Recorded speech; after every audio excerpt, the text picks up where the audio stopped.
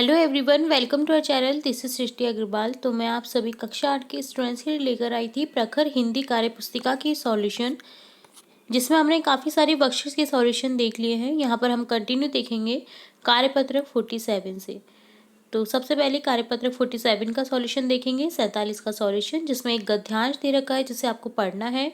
इसी के साथ में आपको क्वेश्चन दिए गए हैं जिसके आंसर्स आपको इसी पैराग्राफ में मिलने वाले हैं। तो स्टार्टिंग में आपको क्या करना है, सबसे पहले इसे पढ़ कर के रीड आउट करना है, समझना है, तभी आपको क्वेश्चन करने हैं। साहिल शाम होने से पहले रवि और सोनिया के घर पहुंच गया, लेकिन गुंजन नहीं आई। तीनों के पास साइकिलें थी। तीनों ने पास की इमारतों का दौरा करने का फैसला किया। तीनों लकड़ी के पुल से गुजरे। गुजरते हुए साहिल सूखे पुल के ऊपर बीच में रुककर पुल को ऊपर से लेकर नीचे तक ध्यान से देखता रहा। पुल के नीचे पहले ईंटों का आधार दिया हुआ था, जो बहुत बड़ा था। वह ईंटों का बनाया हुआ था। तीनों कुछ दूर आने के बाद एक खंडर पर रुके।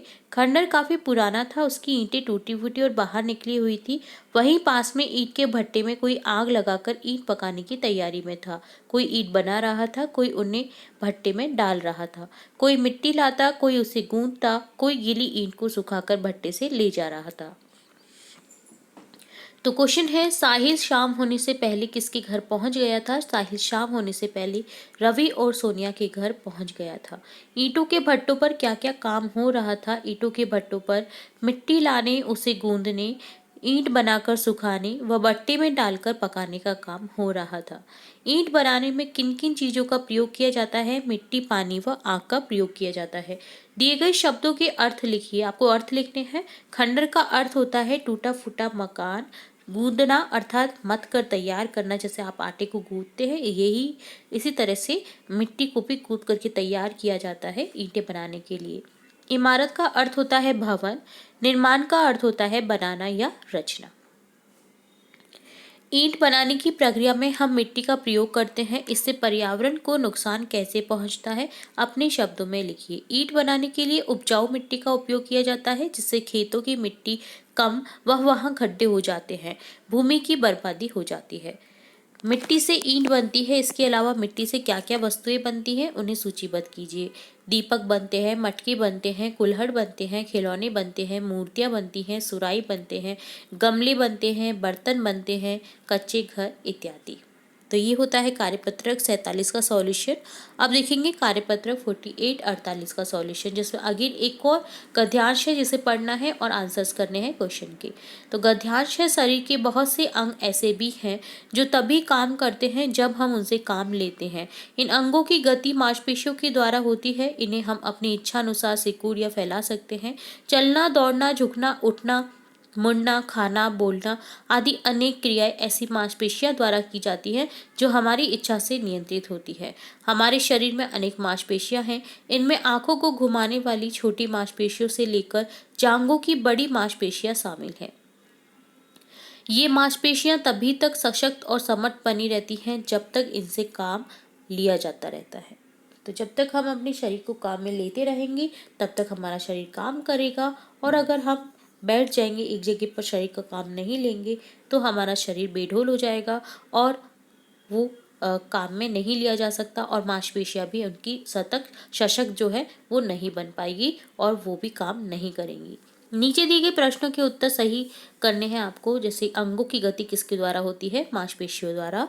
हम अपनी इच्छा अनुसार किसे सिकुड़ या फैला सकते हैं? मांसपेशियों को। मांसपेशियों द्वारा कौन सी क्रियाएं की जाती है? चलना, दौड़ना, झुकना, उठना आदि सभी। तो ऑप्शन थर्ड को करेक्ट कर देंगे। नेक्स्ट सेकंड क्वेश्चन है, दिए गए प्रश्नों का उत्तर एक या दो पंक्ति में दीजिए। शरीर में कौन कौन सी क्रियाएं नियंत्रित अनियंत्रित होती हैं? नियंत्रित होती हैं चलना, दौड़ना, झुकना, उठना, मुड़ना, खाना, बोलना। अनियंत्रित होती है सांस लेना, हृदय का धड़कना। ये अपने ऊपर नहीं है, ठीक। हमें योगासन भी करना चाहिए। क्यों? योगासन करने से मांसपेशियां सशक्त बनती है और उनकी कार्य क्षमता बढ़ती है। वाक्यों में से विशेषण शब्द छाटिए। मुझे सफेद घोड़ा अच्छा लगता है। घोड़े की विशेषता है कि वो सफेद है, तो सफेद यहाँ पर विशेषण है। संज्ञा सर्वनाम की विशेषता बताने वाले शब्दों को कहा जाता है विशेषण, जिन्हें इस इंग्लिश में कहा जाता है डिस्क्राइबिंग वर्ड या एडजेक्टिव। हलवाई ने 10 किलो लड्डू बनाए, तो 10 किलो लड्डू की विशेषता है कि वो 10 किलो है, तो 10 किलो यहाँ पर विशेषण हो गया। पिताजी कुछ खिलौने लेकर आए, खिलौने कितने लेकर आए? कुछ, तो कुछ यहाँ पर विशेषण है।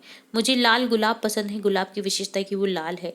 कोटा के दशहरे के मेले में बहुत भीड़ थी, तो कौन से मेले में दशहरे के मेले में क्या थी? बहुत भीड़ थी, भीड़ की विशेषता की बहुत थी, तो यहाँ पर इस तरह से आंसर डन होता है। तो ये होता है कार्यपत्रक 48 का सॉल्यूशन। अब देखेंगे कार्यपत्रक 49 का सॉल्यूशन, जिसमें है नीचे डायरी में एक दिन का विवरण पढ़िए, आप भी अपने एक दिन का वर्णन लिखिए। यहाँ पर एक दिन का वर्णन दे रखा है, इसी तरह से आपको भी एक दिन का वर्णन करना है। दिनांक लिख रखिए डायरी की 1 जुलाई 2023 शाम 5 बजे ये लिखा गया है। आज का दिन उत्साह और खुशी का था। 45 दिन की छुट्टी के बाद मैं अपने दोस्तों के साथ स्कूल पहुंचा। आज हम नई कक्षा 8वीं में बैठने वाले थे। सभी दोस्त खुशी से फूले नहीं समा रहे थे।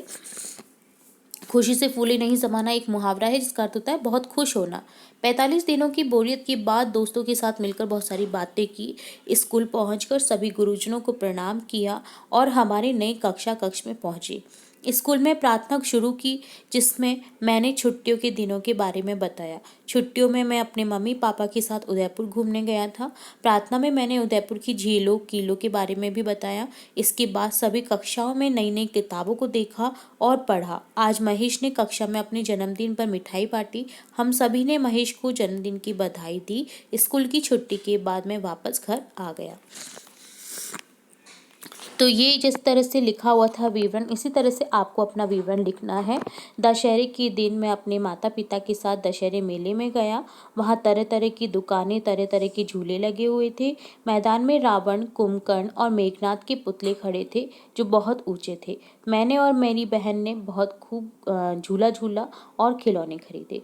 तो इस तरह से आपको कोई भी विवरण लिख देना है। जिस भी दिन आप कोई गए हैं, घूमने गए हैं, कोई मेले की बात है, तो आपको यहाँ पर लिख देनी है। पहेली हल करनी है। यहाँ पर क्वेश्चन फर्स्ट है, पास पास दो बहनें रहती, एक दूजे से कुछ ना कहती, एक दूजे को देखना चाहे बिना आईने देख ना पाए। कौन कौन है ये है आंखें, जो कि एक दूसरे को आईने में तो देख सकती हैं बट देख नहीं सकती आपस में एक दूसरे को। तो इस तरह से डन होता है कार्यपत्र 49 का सॉल्यूशन। इसी के साथ देखा हमने कार्यपत्र 48 और 47 का सॉल्यूशन। आगे भी कार्यपत्र के सॉल्यूशन देखेंगे और भी इंपॉर्टेंट वीडियोस आपकी कक्षा से रिलेटेड देखेंगे, तो जुड़े रहे हमारे चैनल के साथ। वीडियो को पूरा देखने के लिए धन्यवाद।